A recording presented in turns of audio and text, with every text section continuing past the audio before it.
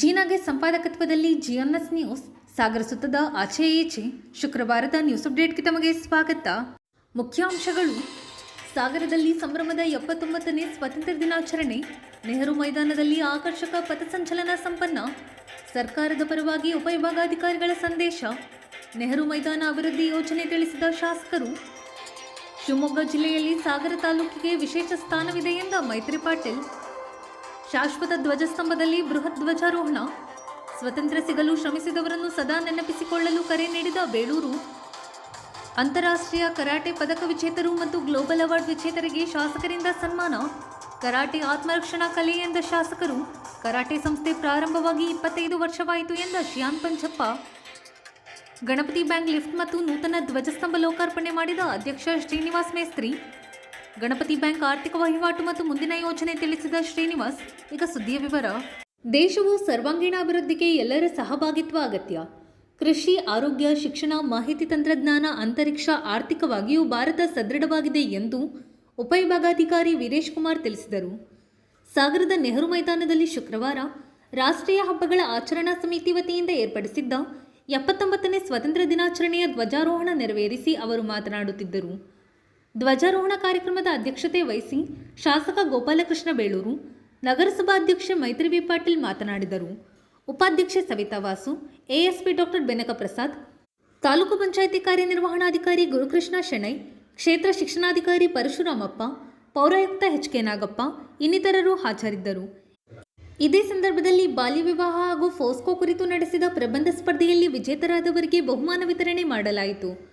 ಆರಕ್ಷಕ, ಗೃಹರಕ್ಷಕ, ಅರಣ್ಯ, ಎನ್ಸಿಸಿ ಹಾಗೂ ವಿವಿಧ ಶಾಲಾ ವಿದ್ಯಾರ್ಥಿಗಳಿಂದ ಪಥಸಂಚಲನ ನಡೆಯಿತು.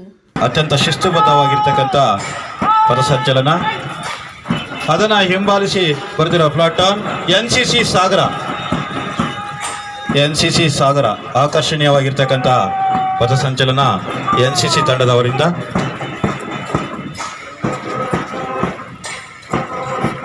ಎನ್ಸಿಸಿ ಪಥಸಂಚಲನ, ಹಾಗೆ ಜಿಪಿಯುಸಿ ಸಾಗರ ಸ್ಟೂಡೆಂಟ್ ಪೊಲೀಸ್ ಸಾಗರ ತಂಡದಿಂದ ಪಥಸಂಚಲನ, ಸ್ಟೂಡೆಂಟ್ ಪೊಲೀಸ್ ಸಾಗರ. ಹಾಗೆ ಸರ್ಕಾರಿ ಪ್ರೌಢಶಾಲೆ ಸುಭಾಷ್ ನಗರ ಸ್ಕೌಟ್ ತಂಡ, ಸರ್ಕಾರಿ ಪ್ರೌಢಶಾಲೆ ಸುಭಾಷ್ ನಗರ ಸ್ಕೌಟ್ ಪ್ಲಾಟಾನ್. ಹಾಗೆ ನಿರ್ಮಲಾ ಬಾಲಿಕಾ ಪ್ರೌಢಶಾಲೆ ಗೈಡ್ಸ್ ಪ್ಲಾಟಾನ್, ಅದನ್ನು ಹಿಂಬಾಲಿಸಿ ಬರ್ತಿರುವ ಪ್ಲಾಟಾನ್ ಶಿವಲಿಂಗಪ್ಪ ಪ್ರೌಢಶಾಲೆ ಸಾಗರ ವಿದ್ಯಾರ್ಥಿಗಳು ಅತ್ಯಂತ ಶಿಸ್ತುಬದ್ಧವಾಗಿ ಹೆಜ್ಜೆಯನ್ನು ಹಾಕ್ತಾ ಇದ್ದಾರೆ ಪಥಸಂಚಲನದಲ್ಲಿ. ಅದನ್ನು ಹಿಂಬಾಲಿಸಿ ಬರ್ತಿರುವ ಪ್ಲಾಟಾನ್ RMSA ಉರ್ದು ಪ್ರೌಢಶಾಲೆ ಸಾಗರ.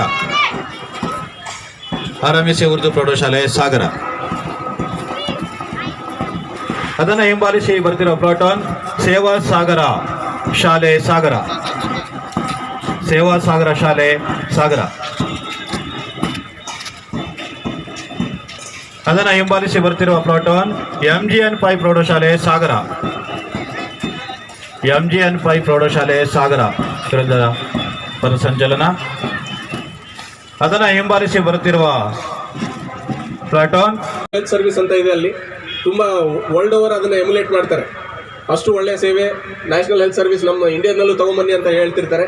ಸ್ನೇಹಿತರೆ, ಅರ್ಥ ಮಾಡ್ಕೊಳ್ಳಿ, ದೇಶದ ರಾಜರು 24 ಗಂಟೆ ವೆಯ್ಟ್ ಮಾಡಬೇಕಾಗ್ತದೆ NHS ಕ್ಯೂಗೆ.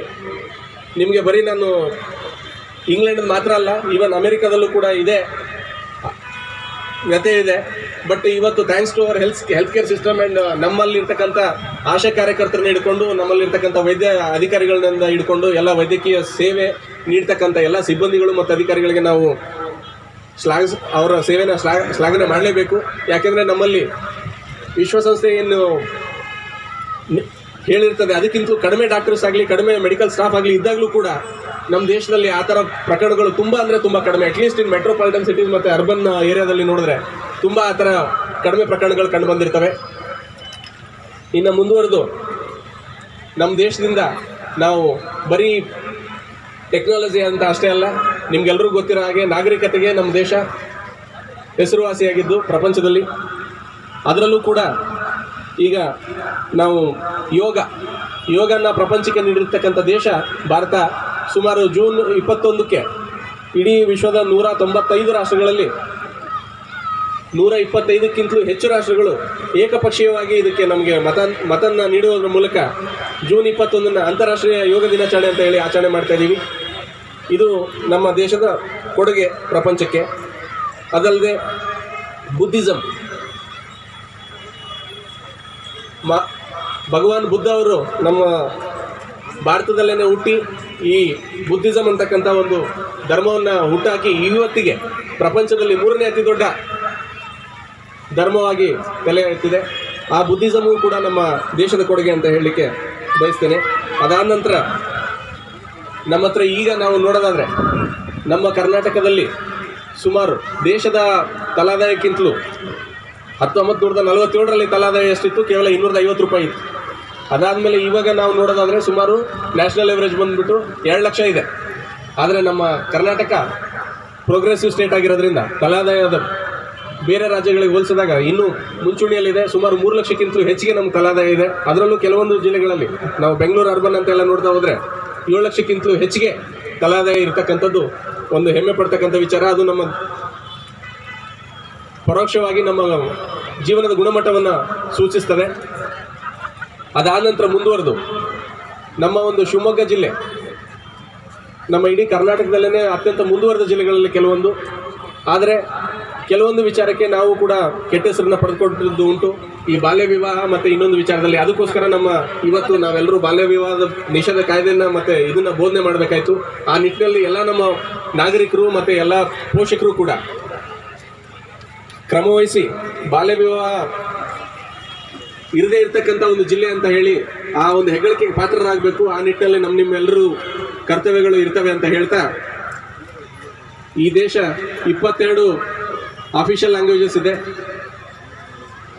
8 ಧರ್ಮಗಳಿದ್ದಾವೆ ಮತ್ತು ಸುಮಾರು 1600 ಡೈಲೆಕ್ಟ್ಗಳಿದ್ದಾವೆ. ಅಂದರೆ ಆಡು ಭಾಷೆಗಳಂತ ಏನು ಹೇಳ್ತೀವಿ, 1600 ಇದ್ದಾವೆ.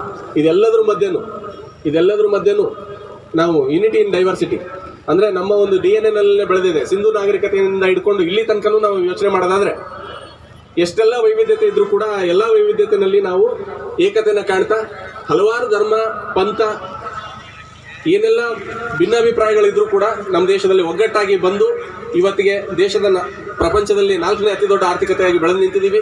ಇನ್ನು ಮುಂದೆ ಇನ್ನೂ ಎತ್ತರಕ್ಕೆ ರಾಜ್ಯ ಸರ್ಕಾರಗಳು ಶಿಕ್ಷಣಕ್ಕೂ ಸಹ ಒತ್ತನ್ನು ಕೊಡಬೇಕು.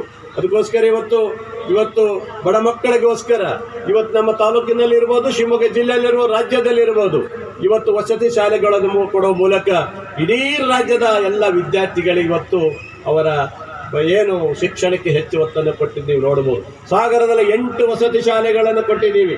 ಅದರ ಜೊತೆಗೆ ಈ ಸರಿ ಮತ್ತೆ 3 ವಸತಿ ಶಾಲೆಗಳು ಬಂದಿದೆ ಅಂತ ಹೇಳಿದ್ರೆ ಅಲ್ಲಿಗೆ 11 ವಸತಿ ಶಾಲೆಯನ್ನು ಅತ್ಯಂತ ಹೆಚ್ಚು ಶಾಲೆ ಇಡೀ ಜಿಲ್ಲೆಯಲ್ಲಿ ಸಾಗರದಲ್ಲೇ ನಾವು ಕೊಟ್ಟಿದ್ದೀವಿ ಬಂಧುಗಳು ಇವತ್ತು. ಹಾಗಾಗಿ ಸಾಗರ ಕ್ಷೇತ್ರದ ಒಬ್ಬ ಶಾಸಕನಾಗಿ ಈ ಕ್ಷೇತ್ರದ ಅಭಿವೃದ್ಧಿಗಾಗಿ ಹೆಚ್ಚು ಒತ್ತು ಕೊಡಬೇಕಾಗಿದೆ ಬಂಧುಗಳೇ. ಇವತ್ತು ನಗರಸಭಾ ಅಧ್ಯಕ್ಷರು ಹೇಳಿದರು, ನಗರಸಭೆಯಲ್ಲೂ ಸಹ ಇಲ್ಲಿ ಹೆಚ್ಚು ಒತ್ತನ್ನು ಕೊಡಬೇಕಾಗಿದೆ. ಸಾಗರದಲ್ಲಿ ಒಂದು ರಂಗಮಂದಿರ ಆಗಬೇಕು, ಸುಮಾರು 12 ಕೋಟಿ ರೂಪಾಯಿ ರಂಗಮಂದಿರ ಆಗಬೇಕಾಗಿದೆ. ಇವತ್ತು ಪ್ಲೇಸ್ ಇಲ್ಲೇ ಎದುರುಗಡೆ ಜಾಗವನ್ನು ಮಾಡಿದ್ದೀವಿ. ಇದೇ ಪ್ಲೇಸಲ್ಲಿ ಒಂದು 40 ಲಕ್ಷ ರೂಪಾಯಿದ ಒಂದು ಒಂದು ಸ್ಟೇಜನ್ನು ಮಾಡ್ತಾ ಇದ್ದೀವಿ, ವೇದಿಕೆ ಒಂದು ಮಾಡ್ತಾ ಇದ್ದೀವಿ. ಅದನ್ನು ಸಹ ಮಾಡೋ ಮೂಲಕ ಈ ಒಂದು ಮೈದಾನಕ್ಕೂ ಸಹ ಸುಮಾರು 50 ಲಕ್ಷ ರೂಪಾಯಿ ಮೇಲೆ ಮತ್ತೆ ಎಕ್ಸ್ಟ್ರಾ ಇಟ್ಟಿದ್ದೀವಿ. ಸುಮಾರು 90 ಲಕ್ಷ ರೂಪಾಯಿಯನ್ನು ಈ ಮೈದಾನಕ್ಕೆ ಸುಮಾರು ಇಟ್ಟಿದ್ದೀವಿ. ಹಾಗೆ ಗ್ರಾಮೀಣ ಭಾಗದ ರಸ್ತೆಗಳಿರ್ಬೋದು, ಕುಡಿಯುವ ನೀರು ಯೋಜನೆ ಇವತ್ತು JJM ಮೂಲಕ ಸುಮಾರು ಸಾವಿರಾರು ಕೋಟಿ ರೂಪಾಯಿಯನ್ನು ಇವತ್ತು ಬಿಡುಗಡೆ ಮಾಡೋ ಮೂಲಕ ಇವತ್ತು ನಮ್ಮ ಸಾಗರದ ಹಾಸ್ಪಿಟಲ್ ಅಪ್ಗ್ರೇಡ್ ತರುವ ಮೂಲಕ ಮತ್ತು ಸಾಗರದಲ್ಲಿ ಕುಡಿಯುವ ನೀರಿಗೋಸ್ಕರ 24 ಗಂಟೆ ಅಂದರೆ 24/7 ರೀತಿಯಲ್ಲಿ ಸಹ ಸುಮಾರು 245 ಕೋಟಿ ರೂಪಾಯಿನೂ ಸಹ ಈಗಾಗಲೇ ಬಿಡುಗಡೆ ಮಾಡಲಿಕ್ಕೆ ಎಲ್ಲ ರೆಡಿ ಆಗ್ತಾ ಇದೆ ಅಂತ ಹೇಳಿದ್ರೆ ಸಾಗರದ ಎಲ್ಲ ಪ್ರಗತಿಗೋಸ್ಕರ. ಬಹುಶಃ ಸಾಗರದ ಗ್ರಾಮೀಣ ಭಾಗದಲ್ಲಿ ಭಾಳಷ್ಟು ಜನರಿಗೆ ಓಡಾಡೋಕ್ಕೆ ಸಂಪರ್ಕ ಕಮ್ಮಿಯಾಗಿರೋ ಸಂದರ್ಭದಲ್ಲಿ ಆ ಭಾಗದ ಜನರಿಗೆ ಈ ಸರಿ ಇಡೀ ಯಾವತ್ತೂ ಮಾಡಲಿಕ್ಕೆ ಸಾಧ್ಯನೇ ಆಗಿರುವಂಥ ರೀತಿಯಲ್ಲಿ ಸುಮಾರು 50 ಕೋಟಿ ರೂಪಾಯಿದ 235 ಕಾಲು ಸಂಖ್ಯೆಗಳನ್ನು ಈ ಭಾಗದ ಎಲ್ಲ ಹಳ್ಳಿ ಭಾಗದಲ್ಲಿ ಸಹ ನಾವು ಕೊಟ್ಟಿದ್ದೀವಿ ಅಂತ ಹೇಳಿದ್ರೆ ಅದೊಂದು ಖುಷಿ ಆಗುತ್ತೆ. ಅಂದರೆ ಈ ರೀತಿಯ ಒಂದು ಅಭಿವೃದ್ಧಿ ಕಡೆ ಹೆಚ್ಚು ಒತ್ತು ಕೊಡುವ ಮೂಲಕ ಸಾಗರ ಕ್ಷೇತ್ರವನ್ನು ಸಹ ನಾವು ಬಲಪಡಿಸುವಂಥ ರೀತಿಯಲ್ಲಿ ಕೆಲಸ ಮಾಡಬೇಕಾಗಿದೆ. ಸಾಗರದ ಕ್ಷೇತ್ರದ ಒಬ್ಬ ಶಾಸಕನಾಗಿ ನಿಮ್ಮೆಲ್ಲರ ಪ್ರೀತಿ ಆಶೀರ್ವಾದದಿಂದ 3ನೇ ಬಾರಿ ಧ್ವಜಾರೋಹಣವನ್ನು ಇವತ್ತು ಇಲ್ಲಿ ಮಾಡ್ತಾ ಇದ್ದೀನಿ. ನೀವೇನು ಆಶೀರ್ವಾದ ಮಾಡಿ ಕೊಟ್ಟು ಕಳಿಸಿದಿರಿ ನನ್ನ ನಿಮ್ಮ ಆಶೀರ್ವಾದದ ಪ್ರತಿಫಲವಾಗಿ ಈ ಕ್ಷೇತ್ರದ ಜನರ ಏನು ಕೆಲಸಗಳಿದ್ದಾವೆ ಎಲ್ಲವನ್ನು ಮುಗಿಸಿಕೊಡುವಂಥ ಕೆಲಸದಲ್ಲಿ ಪ್ರಾಮಾಣಿಕವಾಗಿ ಪ್ರಯತ್ನವನ್ನು ಪಟ್ಟು ಇವತ್ತಿನ ಕಾರ್ಯಕ್ರಮ ಮಳೆ ಬಂದಿದ್ದರಿಂದ ನಮ್ಮ ಮಕ್ಕಳಿಗೆ ಸ್ವಲ್ಪ ರಕ್ಷಣೆ ಆದರೂ ಸಹ ಇವತ್ತು ಕಾರ್ಯಕ್ರಮವನ್ನು ಮಾಡಿದ್ದೀವಿ. ಖುಷಿಯಾಗಿದೆ. ಸಾಗರದಲ್ಲಿ ಬಹುಶಃ ಬರುವಂಥ ಈ ಒಂದು ಗಣೇಶ ಹಬ್ಬ ಬರ್ತಾ ಇದೆ. ಈ ಗಣೇಶ ಹಬ್ಬದಲ್ಲಿ ಎಲ್ಲ ಜಾತಿ ಧರ್ಮದವರ ಒಟ್ಟಾಗಿ ಶಾಂತಿಯ ನೆಲೆಯನ್ನು ನಡೆಸುವ ಮೂಲಕ ಗಣೇಶವನ್ನು ಅತ್ಯಂತ ಅದ್ಧೂರಿಯಾಗಿ ತರೋ ಮೂಲಕ ಸಂಭ್ರಮ ಆಚರಣೆ ಮಾಡೋ ಮೂಲಕ ಸಾಗರದಲ್ಲಿ ಒಂದು ಸಣ್ಣ ಪುಟ್ಟ ವ್ಯತ್ಯಾಸ ಆಗೋ ರೀತಿಯಲ್ಲಿ ಎಲ್ಲ ನಾಗರಿಕರು ನಡ್ಕೊಳ್ಬೇಕಂತ ಹೇಳ್ತಾ ಇವತ್ತು ನಮ್ಮ ಒಂದು ಇವತ್ತು ನಾವು ಸೈನಿಕರ ನೆನಪು ಮಾಡಲೇಬೇಕು ಬಂಧುಗಳಿವೆ. ಇವತ್ತು ಮೊನ್ನೆ ಅಷ್ಟೇ ನಮ್ಮ ಅಗ್ನಿಪಥ್ ಯೋಜನೆಯಲ್ಲಿ ಅಗ್ನಿವೀರ್ ಆ ಯೋಜನೆಯಲ್ಲಿ ಒಬ್ಬ ಸಾಗರದ ಒಬ್ಬ ಯುವಕ ಇವತ್ತು ಸೈನಿಕರಿಗೆ ಸೇರಿದ್ದು. ಆದರೆ ಮೊನ್ನೆ ಆಕ್ಸಿಡೆಂಟಲ್ಲಿ ಅವತ್ತು ಆಕಸ್ಮಿಕವಾಗಿ ತೀರ್ಕೊಂಡ್ಬಿಟ್ರು. ಆದರೆ ಸರ್ಕಾರದ ಗೌರವದೊಂದಿಗೆ ಆ ಯುವಕನಿಗೆ ನಾವು ಎಲ್ಲವನ್ನು ಮಾಡಿ ಇವತ್ತು ಆ ಯುವಕನಿಗೆ ಶಾಂತಿ ತೆಗೆಯುವ ರೀತಿಯಲ್ಲಿ ನಾವು ಮಾಡಿದ್ದೀವಿ. ಅಂದರೆ ಸೈನಿಕ ಈ ದೇಶದ ಆಸ್ತಿಯಾಗಿರ್ತಾನೆ. ರೈತ ಯಾವ ಈ ದೇಶದ ಆಸ್ತಿಯಾಗಿದ್ದಾನೋ ಹಾಗೆ ಸೈನಿಕನು ನಮಗೆ ದೇಶದ ಆಸ್ತಿ, ನಮ್ಮೆಲ್ಲವನ್ನ ರಕ್ಷಣೆ ಮಾಡುವಂಥದ್ದಾಗಿದೆ. ಇವತ್ತು ಕಾಶ್ಮೀರದಲ್ಲಾದಿರುವಂಥ ದುರಂತವನ್ನು ನಾವು ಮತ್ತೆ ಮರುಕಳಿಸುವಂಥದ್ದು ಬೇಡ.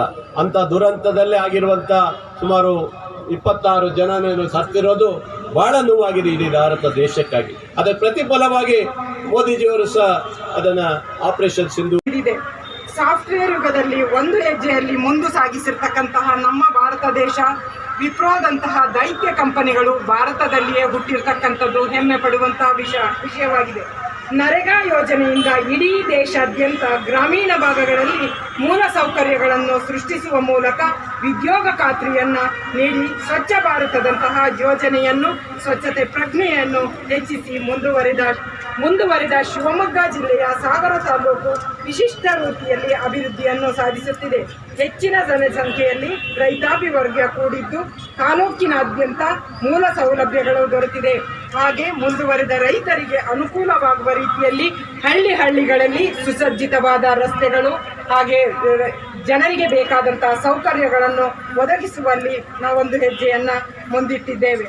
ಬೆಟ್ಟ ಗುಡ್ಡಗಳಿಂದ ವಿಶ್ವವಿಖ್ಯಾತ ಜೋಗಬಲ ಜಲಪಾತ ಡ್ಯಾಂಗಳಿಂದ ಅಲ್ಲದೆ ಕೃಷಿ ವಿಶ್ವವಿದ್ಯಾನಿಲಯ ಅಭಿವೃದ್ಧಿಯಿಂದ ಸಾಗರ ತಾಲೂಕು ಪ್ರವಾಸೋದ್ಯಮ ಸ್ಥಳವಾಗಿ ಹೊರಹೊಮ್ಮುತ್ತಿದೆ.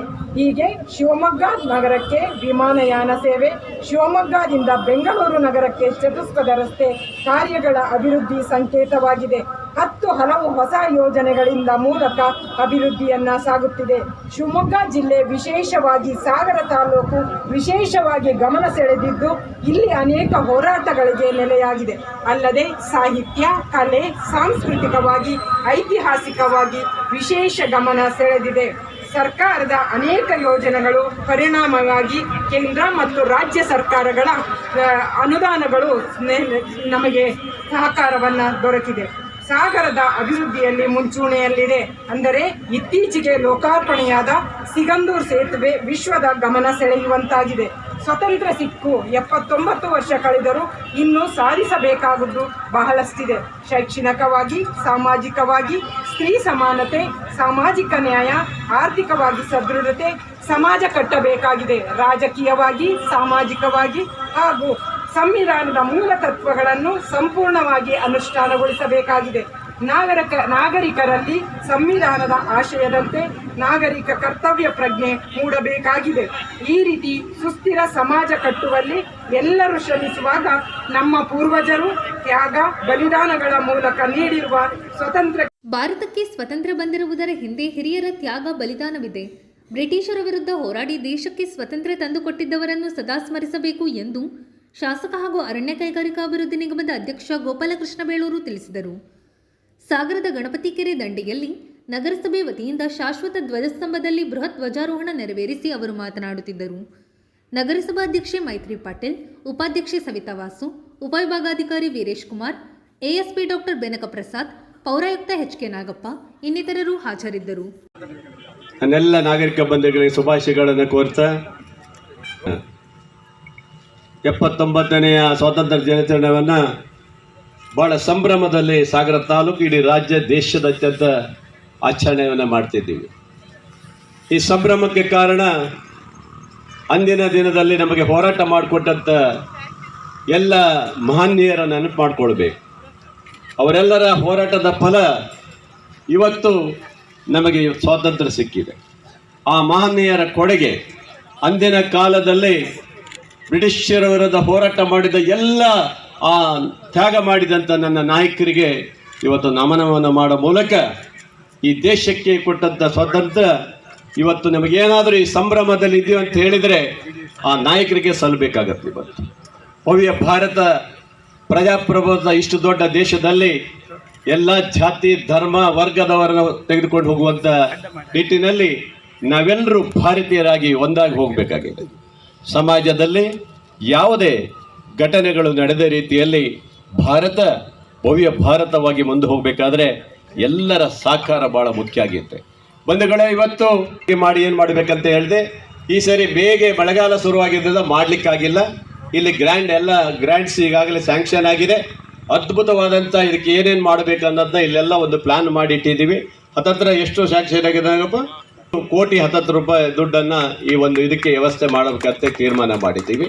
ಹಾಗಾಗಿ ಸಾಗರದ ಎಲ್ಲ ಅಭಿವೃದ್ಧಿಯ ದೃಷ್ಟಿಯಲ್ಲಿ ಯಾವುದೇ ಕೊರತೆಯಲ್ಲಿ ನೋಡಿಕೊಳ್ಳುವಂಥ ಜವಾಬ್ದಾರಿಯನ್ನು ಈ ತಾಲೂಕಿನ ಜನರಿಗೆ ಭರವಸೆ ಕೊಡೋ ಮೂಲಕ ಈ ಸಂಭ್ರಮದಲ್ಲಿ ಇವತ್ತು ಭಾಗಿಯಾಗಿರುವಂಥ ಎಲ್ಲ ನಾಗರಿಕರಿಗೆ ಹೇಳೋದಿಷ್ಟೇ, ಭಾರತ ಭವ್ಯ ಪರಂಪರೆಯನ್ನು ಉಳಿಸ್ಕೊಂಡು ಬಂದಿರುವಂಥ ಭಾರತ ದೇಶ ನಾವು ಹುಟ್ಟಿದ್ದೇ ಒಂದು ಪುಣ್ಯ ಅನಿಸ್ತೈತಿ. ಇವತ್ತು ಅಂಥ ದೇಶದ ಇವತ್ತು ಇಡೀ ದೇಶಕ್ಕಾಗಿ ಈಗ ಹಿಂದೆ ಆ ತ್ಯಾಗ ಮಾಡಿ ಸ್ವಾತಂತ್ರ್ಯ ಕೊಟ್ಟ ನಂತರ ಬಂದಿರುವಂಥ ಯಾರ್ಯಾರು ಅಧಿಕಾರವನ್ನು ಮಾಡಿ ಈ ದೇಶಕ್ಕೆ ಇಲ್ಲಿವರೆಗೆ ಮುಂದುವರ್ಸ್ಕೊಂಡು ಬಂದು ಈಗಿರುವಂಥ ಅಧಿಕಾರ ಮಾಡೋರು ಸಹ ಅದನ್ನು ಮುಂದುವರ್ಸ್ಕೊಂಡು ಹೋಗಿರುವಂಥ ಈ ದೇಶಕ್ಕೆ ಪ್ರಗತಿ ಕೊಡುವಂಥ ಎಲ್ಲ ನಾಯಕರಿಗೂ ನಾವು ಮತ್ತೊಮ್ಮೆ ಅವರಿಗೆ ಅಭಿನಂದನೆ ಸಲ್ಲಿಸುವ ಮೂಲಕ ಭಾರತ ಬಹಳ ಎತ್ತರಕ್ಕೆ ಬೆಳೀತಾ ಇದ್ದೀವಿ. ಇಡೀ ದೇಶ ಭಾರತವನ್ನು ನೋಡುವಂಥ ಕೆಲಸವನ್ನು ಮಾಡ್ತಿದೆ ಅಂತ ಹೇಳಿದ್ರೆ ಅದು ಕರಾಟೆ ಆತ್ಮರಕ್ಷಣೆಗೆ ಪೂರಕವಾದ ಕಲೆ. ಕರಾಟೆ ಕಲಿತರೆ ನಿಮ್ಮನ್ನು ನೀವು ರಕ್ಷಣೆ ಮಾಡಿಕೊಳ್ಳುವ ಜೊತೆಗೆ ನಿಮ್ಮವರನ್ನು ರಕ್ಷಣೆ ಮಾಡಲು ಸಾಧ್ಯವಿದೆ ಎಂದು ಶಾಸಕ ಹಾಗೂ ಅರಣ್ಯ ಕೈಗಾರಿಕಾ ಅಭಿವೃದ್ಧಿ ನಿಗಮದ ಅಧ್ಯಕ್ಷ ಗೋಪಾಲಕೃಷ್ಣ ಬೇಳೂರು ತಿಳಿಸಿದರು. ಸಾಗರದ ಸಾಗರ್ ಕರಾಟೆ ಸಂಸ್ಥೆ ವತಿಯಿಂದ ಶುಕ್ರವಾರ ಗ್ಲೋಬಲ್ ಅವಾರ್ಡ್ ಮತ್ತು ಅಂತಾರಾಷ್ಟ್ರೀಯ ಕರಾಟೆ ಪಂದ್ಯಾವಳಿಯಲ್ಲಿ ವಿಜೇತರಾದ ಕ್ರೀಡಾಪಟುಗಳಿಗೆ ಹಮ್ಮಿಕೊಳ್ಳಲಾಗಿದ್ದ ಸನ್ಮಾನ ಕಾರ್ಯಕ್ರಮವನ್ನು ಉದ್ಘಾಟಿಸಿ ಅವರು ಮಾತನಾಡುತ್ತಿದ್ದರು. ಕಾರ್ಯಕ್ರಮದ ಅಧ್ಯಕ್ಷತೆ ವಹಿಸಿ ತರಬೇತುದಾರ ಶಿಯಾನ್ ಪಂಚಪ್ಪ ಮಾತನಾಡಿದರು. ಪತ್ರಕರ್ತರ ಸಂಘದ ಅಧ್ಯಕ್ಷ ಜಿ ನಾಗೇಶ್, ಪುರಸಭೆ ಮಾಜಿ ಅಧ್ಯಕ್ಷ ತೀನಾ ಶ್ರೀನಿವಾಸ್, ನಗರಸಭಾ ಸದಸ್ಯ ಗಣಪತಿ ಮಂಡಗಳಲ್ಲಿ ಉಪಸ್ಥಿತರಿದ್ದರು. ರತ್ನಾವತಿ ಸ್ವಾಗತಿಸಿದರು, ರೂಪಿಣಿ ವಂದಿಸಿದರು, ಅರ್ಚನಾ ಅನಿಲ್ ಕಾರ್ಯಕ್ರಮ ನಿರೂಪಿಸಿದರು.